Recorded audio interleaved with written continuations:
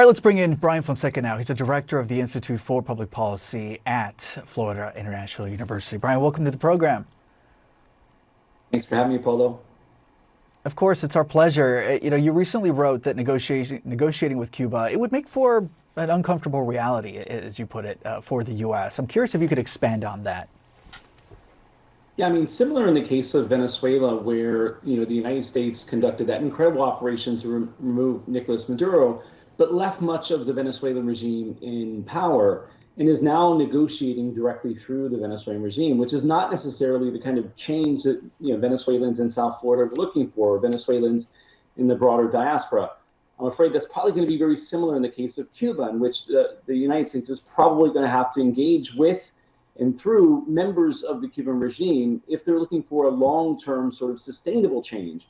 And that may be uncomfortable for a lot of Cubans in South Florida. They're looking for a complete break from the Cuban regime. That's unlikely to happen because much of the power is very much consolidated among the sort of elite and institutions, much like the military institution in Cuba. Yeah, the report that I'm sure you just heard right now, and Patrick's report, where he says that the lights are off more often than they're on. I think that is just a remarkable just reporting there. Just give us a sense of the situation there on the ground right now for Cuba, essentially on the brink of collapse. And what's a worst case scenario should a deal not be reached between the U.S. and Cuba? Yeah, I mean, certainly Cuba's in a dire situation right now. After Venezuela, the United States stopped the ability of Venezuela to ship oil to Cuba. The United States intervened when Mexico attempted to ship oil. And so essentially, the United States was using economic coercion, essentially getting the lights to turn off in an effort to sort of economically squeeze Cuba, to accepting some negotiated terms with the United States to look towards a trajectory that would ultimately move the country towards democracy, away from sort of the institutionalized regime that's been in power for decades.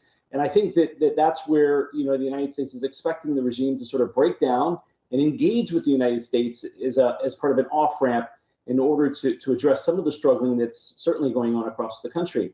I think worst case scenario is that there's a collapse, and I think the United States is being very careful not to necessarily see a collapse where you have massive migration, sort of exodus, leaving the island, fleeing to places like the United States, places like Miami, where I live.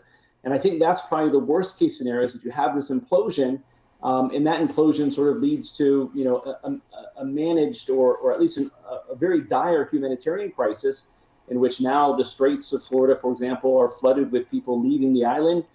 There's massive instability across the island that could turn violent. I think that's a worst case scenario for the United States. So I suspect the United States is going to be looking for a negotiated settlement prior to that, and hoping that sort of the Cuban regime is going to call, or at least bluff first, and engage the United States constructively in some type of transition event. Yeah, we've seen those migration rushes before. And I'm curious in terms of what Cubans living in the United States would want to see come out of any potential negotiations. I mean, what do you think, how do you think they feel about these potential conversations that would happen between the White House and the Cuban government? What do they want?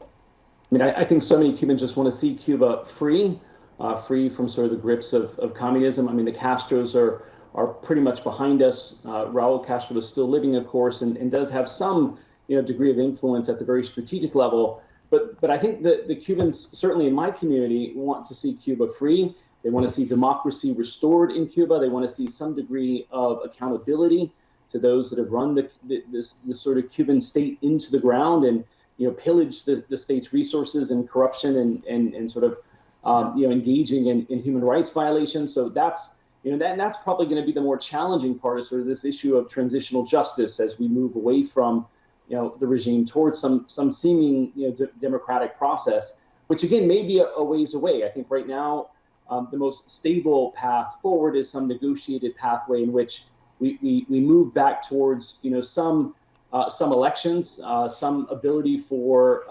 democratic institutions to be established. Remember, it's decades since there's been any seeming democracy, 80 years almost, in which you've been absent democratic institutions. All of that has to be completely built from the ground up. And so I think any transition is going to take some time.